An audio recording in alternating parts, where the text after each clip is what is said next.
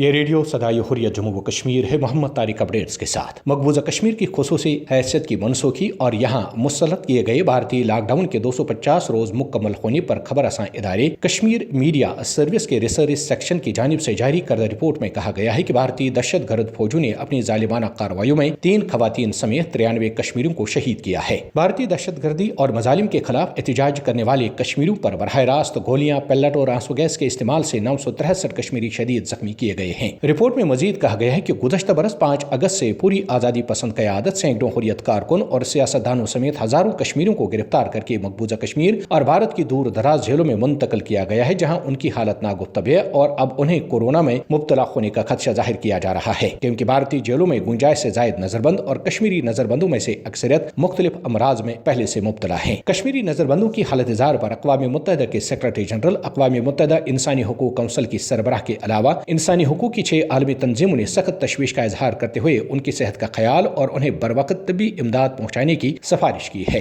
فسطائی مودی حکومت نے مقبوضہ کشمیر میں کورونا وائرس روکنے کے نام پر مسلط کیے گئے لاک ڈاؤن کا فائدہ اٹھاتے ہوئے مقبوضہ کشمیر کے مسلم تشخص کو بگاڑنے کے اپنے مذموم منصوبے پر باقاعدہ عمل شروع کیا ہے۔ مودی حکومت نے سینکڑوں بھارتی ہندوؤں کو مقبوضہ کشمیر کے ضلع پلوامہ کے 2 ہائر سیکنڈری اسکولوں میں قرنطینہ میں رکھنے کے نام پر ٹھہرایا ہے۔ خدشہ ظاہر کیا جا رہا ہے کہ ان اسکولوں میں رکھے گئے ان بھارتی ہندوؤں کو حال ہی میں متعارف کرائے گئے نئے ڈومیسائل قانون کے تحت مقبوضہ کشمیر کی شہریت دی جائے گی۔ اپڈیٹس ختم ہوئی۔ اس وقت جہاں پوری دنیا کی حکومتیں کورونا وائرس کی عالمی وبا سے اپنے عوام کو بچانے کے لیے ہنگامی اقدامات کر رہی ہیں، وہاں بھارتی حکومت نے مسلسل 252 دنوں سے جبری لاک ڈاؤن اور دیگر پابندیاں عائد کر کے مقبوضہ کشمیر کے عوام کو بے بسی اور بے کسی کی زندگی گزارنے پر مجبور کر دیا ہے۔ بھارتی حکومت کورونا وائرس کے پیش نظر عالمی صورتحال کا فائدہ اٹھا کر جہاں مقبوضہ کشمیر میں مسلمانوں کی آبادی کا تناسب تبدیل کرنے کے اقدامات کر رہی ہے، وہاں آزاد کشمیر کی شہری آبادیوں پر گولہ باری کر کے